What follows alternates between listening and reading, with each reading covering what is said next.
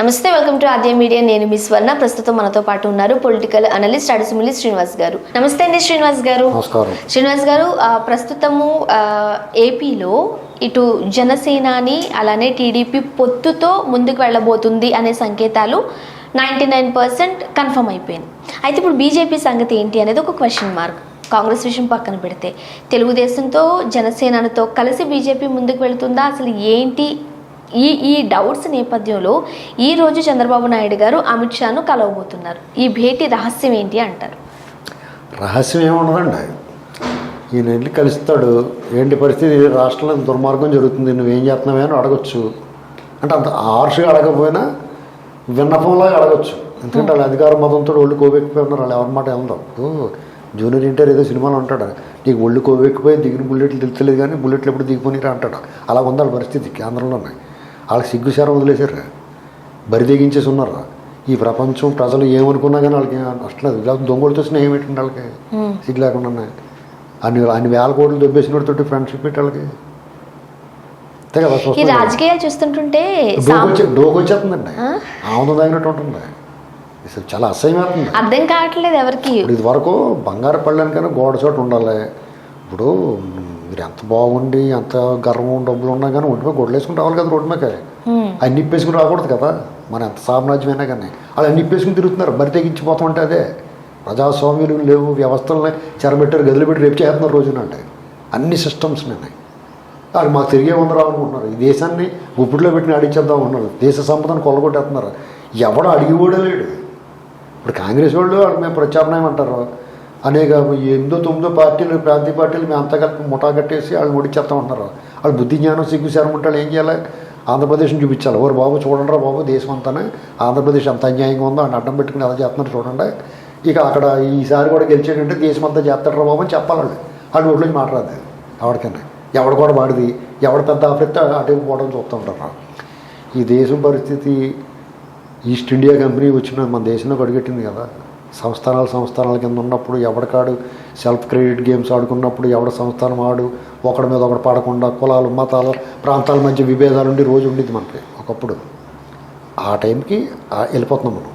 ఓ రకంగా చెప్పాలంటే బ్రిటిష్ వాడు ఏం చేయడంటే భారతదేశాన్ని ఏకం చేసాడు.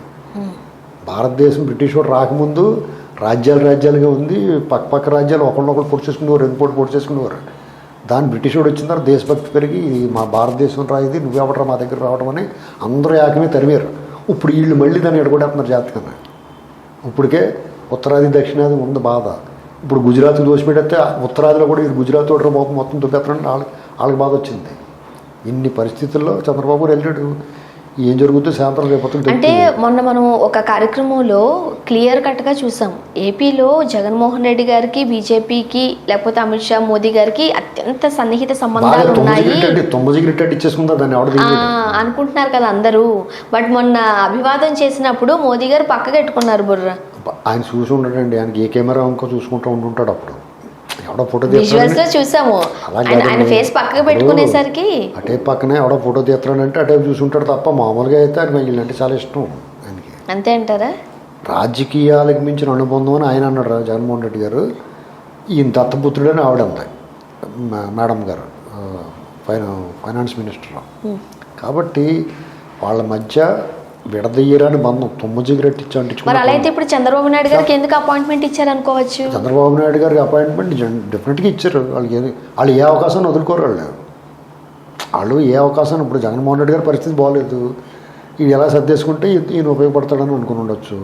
ఒకవేళ కలిసి కూడా పోటీ చేద్దామని చంద్రబాబు గారు ఏమైనా ప్రపోజల్ పెడితే వాళ్ళు ఓకే అనొచ్చు. దానికి చంద్రబాబు గారు ముందని లోపలేసిండి అని చెప్పొచ్చు. నేను అదే అనుకుంటున్నాను. ఆ కేసులన్నీ చట్టాన్ని తన పని తాను చేసుకునేవ్వండి, మీకు మేము సపోర్ట్ చేస్తామని చెప్పొచ్చు. అంటే చట్టము రాజ్యాంగం పర్ఫెక్ట్గా పనిచేస్తే ఆంధ్రప్రదేశ్లో వీళ్ళు జైల్లో ఉండాలి. వీళ్ళందరూ ఈ ముఠా అంతా మొత్తం టోటల్ వెళ్ళిపోతారు. చాలామంది వెళ్ళిపోతారు. జైలు కొత్తగా కట్టించాలి. కొత్తగా కట్టించి లోపల ఏం చేస్తారంటే అందరికి టెంట్లో వేసి పెడతారు, అందులో పెడతారు. అంతమంది వెళ్ళిపోతారు జైల్లోకి ఆంధ్రప్రదేశ్లో. కాబట్టి అలాంటి కండిషన్ పెడతారు అనుకున్నాను. అలాంటి కండిషన్ పెట్టి వాళ్ళు ఒప్పుకునే పరిస్థితి ఉందా లేదా అనేటువంటిది కాలం చెప్తుంది మనకి. రేపు మాపు తెలిసిపోద్ది. ఇప్పుడు మనకు కనిపించేదంతా నిజం అనుకోకూడదు. వాళ్ళ మధ్య ఉన్న స్నేహం అది నిజమే అనుకోకూడదు. ఎందుకంటే బీజేపీ తోటి ఎవరో వాళ్ళకి దగ్గర కాదు, ఎవరో వాళ్ళకి దూరం కాదు. నా దోస్తి నా దుష్మని, వాళ్ళతో స్నేహం మంచిది కాదు, శత్రుత్వం మంచిది కాదు. వాళ్ళ పార్టీతో కలిసి ఉన్న వాళ్ళని తినేస్తారు ఫస్ట్. ఎన్డీఏలో ఉంటారా, ఆ పార్టీలు అన్నట్లు తినేస్తారు ఫస్ట్. యాక్చువల్గా వాళ్ళందరూ అయిపోయిన తర్వాత వాళ్ళ పార్టీ వాళ్ళని తినేస్తారు. ఇంతకు ముందు ఉన్నంత ఇప్పుడు చూడండి మీరు, వాళ్ళ పార్టీ వాళ్ళు అందరినీ అద్వానీ గారిని, వెంకయ్యనాయుడు గారిని మూల పెట్టేశారు, అద్వానీ గారిని పక్కన పెట్టేశారు, యశ్వంత్ సింహ వాళ్ళని అందరినీ తోసేశారు, ఉమాభారతి ఎక్కడ ఉందో కనపట్టలేదు. వీళ్ళందరూ వాళ్ళే తోసేస్తారు, పక్కకెల్లా తోసుకుంటూ వెళ్ళిపోయి బయట వాళ్ళు తినేస్తారు. ఆ సార్లంటూ వాళ్ళని తినేస్తారు, వాళ్ళ పార్టీ వాళ్ళని. రామ్ మాధవ్ ఇలాంటి వాళ్ళు అందరూ తీసుకొస్తారు. మరి ఇంత డేంజరస్ మైండ్స్ ఉన్న వాళ్ళ దగ్గరికి ఎందుకు చంద్రబాబు నాయుడు గారు దోస్తీ కోరుకుంటున్నారు? ఆయన దోస్తీ కోసం వెళ్తారని వాళ్ళు రమ్మని పిలిచి ఉండొచ్చు కదా. మనకేం తెలుసు? ఈయన అపాయింట్మెంట్ అడిగాడా? ఈయన అపాయింట్మెంట్ అడిగితే డెఫినెట్గా వాళ్ళు ఎవరు, వాళ్ళే అపాయింట్మెంట్ ఇచ్చి ఒకసారి మిమ్మల్ని కలవాలని ఉందని అన్నారని నాకు తెలిసిన సమాచారం. కాబట్టి వెళ్తున్నాను. అదే జగన్ గారి వైపు చూడకపోవడం, ఈ రోజు చంద్రబాబు నాయుడు గారితో భేటీ కావడంలో ఏదో ఉంది మతలబు అనే సంకేతాలు అయితే వస్తున్నాయి. వాళ్ళు ఒకసారి వాళ్ళ పరిస్థితి, వాళ్ళ ముడ్డి కింద నీళ్ళు వచ్చినాయని తెలిసింది వాళ్ళకి, అర్థమవుతుంది. దక్షిణాదిని ముఖద్వారం కర్ణాటక అనుకున్నారు, ఆ ముఖద్వారము మూసివేయబడినది అని చెప్పారు వాళ్ళు. అంటే మీకు ఎంట్రీ లేదని చెప్పారు అక్కడ.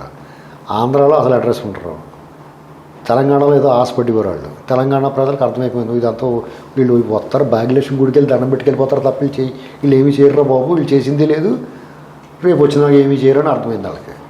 అయితే టీఆర్ఎస్ లేకపోతే కాంగ్రెస్ అంతే సీన్. ఇక్కడ తమిళనాడు కేరళలో వీళ్ళు కూడా చూడరు, ఎవరండి మీరు అని అడుగుతారు వీళ్ళంతే. ఇంకెక్కడున్న దక్షిణాది క్లోజా, ఒరిస్సాలో అయినా వీళ్ళ దరిదాపులో రానివ్వడం. పశ్చిమ బెంగాల్ చీర బొడ్లు దోపుకుని ఎగిరి తినేస్తుంది మమతా బెనర్జీ గారు. ఇప్పుడు నితీష్ కుమార్ యాదవ్, అఖిలేష్ యాదవ్, ఆ ఉత్తరాదిని పెద్ద పెద్ద రాష్ట్రాలే. ఆ పెద్ద రాష్ట్రాలు రెండాటిలో కూడా వీళ్ళని చీపిరిచ్చుకుని తుడిచేసే పరిస్థితిలో ఉంది. మధ్యప్రదేశ్ వీళ్ళు చేసిన మోసాన్ని మళ్ళీ ఓడిస్తారు. ఛత్తీస్గఢ్ వీళ్ళకి అడ్రస్ ఉంటుంది, రాజస్థాన్ మళ్ళీ పోవచ్చు, పంజాబ్ లేదు, ఇంకేడుంది వాళ్ళకి. అంచేత వాళ్ళే రాబాబు ఒకసారి మాట్లాడుకుందాం పిలిచారు అనుకుంటున్నాను నేను. అప్పుడు ఈయన ఏం చెప్తాడంటే, ముందు ఆ భూషణ్ లోపల పెట్టండి, అప్పుడు మనం ఏమైనా చేసుకుందాం. ఒకవేళ చంద్రబాబు నాయుడు గారు అలానే మోదీ గారు కలిస్తే జగన్ పని అయిపోయినట్లేనా? అయిపోతేనే కలుపుతారండి, కండిషన్ ఉంటుంది అక్కడ. వాళ్ళు లోపల పెడితేనే అవుతారంటాడు. సో చంద్రబాబు నాయుడు గారిని కలవడం కోసం ఆయనకి మాటిస్తారని నమ్ముతారా మీరు? వీళ్ళిద్దరి మధ్య మంచి దోస్తీ ఉందేమోగా. వాళ్ళు మాటిస్తే రేపు పొద్దున్న వాళ్ళ గవర్నమెంట్లో ఈయన హెల్ప్ చేస్తాడు. ఈయన హెల్ప్ చాలా అవసరం ఉంటుంది వాళ్ళకి. ఈ దేశంలో మోడీ గారి మాట ఇన్ని వాళ్ళు లేడు. ఇంకా చంద్రబాబు గారు మళ్ళీ ఈయన మాట కొంతమంది ఉంటారు, ఈయన నలుగురిని కలపగలుగుతాడు. అది కావాలనుకుంటే వాళ్ళు చేసుకోవాలి. ఇప్పుడు ఈ ఊరికి ఆ ఊరు ఎంత దూరమో, ఆ ఊరికి ఈ ఊరు ఎంత దూరం. ఒకప్పుడు మోడీ గారు ఆ టైం అండి, కాలం కలిసి వస్తే నడిచొచ్చి కొడుకు పుడతాడు. వాళ్ళ టైం బాగున్నప్పుడు, కాలం కలిసి వచ్చినప్పుడు తనంతటి వాడు సాగినంతకాలం తనంతటి వాడు లేడనుకుంటారు. కాలం మారిందనుకోండి, కర్మ గుడిసేటిది అయితే కర్ర పామే కరుస్తుంది అంటారు. అలాగే వాళ్ళ పరిస్థితి మారింది. కాబట్టి ఇప్పుడు చంద్రబాబు గారు వెళ్తాడు, ఆయన కండిషన్లు ఆయనకు ఉంటాయి. ఆ కండిషన్లు ఒప్పుకోలేదనుకోండి, 2 చేతులు జోడించి నమస్కారం పెట్టి మోడీ గారు చాలా మంచివాడు అని చెప్పేసి వచ్చేస్తాడు. తర్వాత ఈ పని ఏం చేసుకుంటాడు. కానీ వచ్చే ఎన్నికల్లో జనసేనాని, చంద్రబాబు నాయుడు గారు మీన్స్ టీడీపీ, ఇటు బీజేపీ 3 పార్టీలు కనుక కలిసినట్లయితే జగన్మోహన్ రెడ్డి గారిని గద్దె దించడం చాలా తేలిక అని కూడా అభిప్రాయం ఉందిగా. ఇప్పుడు జగన్మోహన్ రెడ్డి గారిని ఓడించడమే అయితే టీడీపీ ఒకటి చాలు. జగన్మోహన్ రెడ్డి గారు తుడిసేద్దామంటే జనసేన టీడీపీ కలిసి కావాలి. జగన్మోహన్ రెడ్డి గారు పార్టీ లేకుండా చేద్దామంటే బీజేపీ అవసరం ఉంటుంది. 3 పాయింట్లు అర్థమైనాయి మీకు? అర్థమైంది. జగన్మోహన్ రెడ్డి గారు వైసీపీని ఓడించడానికి టీడీపీ చాలు. జగన్మోహన్ రెడ్డి గారిని ఆ పార్టీని మొత్తం మడతెట్టేసి క్లీన్ స్వీప్ చేద్దామంటే జనసేన టీడీపీ కమ్యూనిస్టులు ఉండాలి. అసలు పార్టీ చాలా చేతులు చేసి తన్నేసి పిచ్చి గూళ్ళు పెట్టుకున్న వాళ్ళు తన్నేస్తారు కదా పిల్లలకి. అలా తన్నేసి ఎవరు చెట్టుకోకుండా పుట్టుకోకుండా చాలా చేతులు చేసేయాలంటే బీజేపీ కండిషన్ పెట్టాలి. చట్టాన్ని తన పని, ఇప్పుడు అన్యాయంగా వెళ్ళకలేదు, చట్టం పని తన పని తను చేసుకోవాలి. ఇప్పుడు అవినాష్ రెడ్డి గారు ఉన్నారా, సిబిఐ కానీ చట్టం కానీ తన పని తను చేసుకోవాలి. అలాగే జగన్మోహన్ రెడ్డి గారు బెయిల్ మీద తిరుగుతున్నాడా, ఆ చట్టం తన పని తను చేసుకోవాలి. చట్టం తన పని తను చేసుకుంటే వీళ్ళు ఎక్కడ ఉంటారో తెలుసా మీకు? బాత్రూమ్ తలుపులు లేని బాత్రూమ్లో ఉంటే జైల్లో నాకు ఉండాలి. అప్పుడు కూడా భాస్కర్ రెడ్డి గారికి జరిగిన సకల సదుపాయాలు వీళ్ళు కూడా జరుగుతాయి. చట్టం తన పని తను చేసుకుంటే అవన్నీ ఉండవండి. అర్థమైందా నేను అనేది? అది చట్టం తన పని తాను చేసుకుని వెళ్తే అవి ఏమి ఉండవు. మన దగ్గర ఇంకెప్పుడు చేసుకెళ్తుంది అనేది వీళ్ళంటూనే చెప్పాలి. అది ఇప్పుడు చట్టం తన పని తాను చేసుకునేమో అని అడుగుతాడు ఈయన. వాళ్ళేమో మాకు అలాగే ఇష్టం ఉంటుందండి, మాకు మా బుద్ధి వక్రం అండి, మేము తొక్కేది చక్రం అండి అని చెప్తారండి. వాళ్ళు చట్ట పరిధిలో ఎప్పుడూ ఉండరు. వాళ్ళు రాజ్యాంగం చట్టం మీద గౌరవం లేదు, వాళ్ళకి ప్రజాస్వామ్యం పట్ల విశ్వాసం లేదు, రాచరికమే. అందుకని అదేదో పెట్టారు చేత అప్పుడు అక్కడ పార్లమెంట్లో రాచరికానికి గుర్తుగా పెట్టారు. రాచరికం వైపు తీసుకెళ్తున్నారు, మళ్ళీ ఆటరికం వైపు తీసుకెళ్తున్నారు. రాచరికం వద్దు మనకి, ఈ దుర్మార్గం వద్దు, క్రూరపాలన వద్దు, మనకి ప్రజాస్వామ్యం కావాలి, స్వేచ్ఛావాయువులు పీల్చుకోవాలి అని చెప్పేసి మనం ప్రజాస్వామ్యం వైపు వచ్చాం. రవి అస్తమించిన బ్రిటిష్ సామ్రాజ్యాన్ని గడగడలాడించాం మనం. ఇవాళ మళ్ళీ వద్దురా బాబు మిమ్మల్ని అందరినీ తీసుకెళ్ళి రాచరికం మీ నెత్తిమే క్వాలిటీ కూర్చుంటాం మేము అని చెప్పి అటువైపు తీసుకెళ్ళి అదిగో దానికి గుర్తుగా ఇది పెడుతున్నాం సెంగోల్ అని చెప్పేసి ఆ గుర్తుని పెట్టాడు. దాని మీద అంత గౌరవం ఉండి, ద్రవిడ సంస్కృతి మీద, దక్షిణాది మీద అంత ప్రేమ ఉంటే దానికి పెద్ద మ్యూజియం కట్టించి దాని టికెట్ లేకుండా లోపల పంపించి వెళ్ళిన వాళ్ళందరికీ కాఫీ మంచిగా బటర్ మిల్క్ అన్నీ ఇచ్చి చూసుకోవాలి. అంతేగాని దాన్ని తీసుకొని పార్లమెంట్లో పెట్టి రాజకీయ నాయకులందరితో మీతో మాకు పని లేదు. రాజులకి సాధువులు గట్టా ఉండే ఋషీశ్వరులు ఉండే గురువులు, వాళ్ళందరితోటి పోడించుకుని ప్రార్థనలు చేయించుకుని పూజలు చేయించుకుని చేసేవాడు. అలా చేసాడు ఆయన. నేను రాజును అనుకుంటాడు ఆయన. నువ్వు రాజు కాదు, ఈ దేశం ప్రజాస్వామ్య దేశం, ప్రజలు తలుచుకుంటే ఎంత గొప్ప తోపు తురుమునైనా సరే కింద దింపుతారనేటువంటిది రేపు ఎన్నికల్లో తెలుస్తుంది. Yes, thank you so much.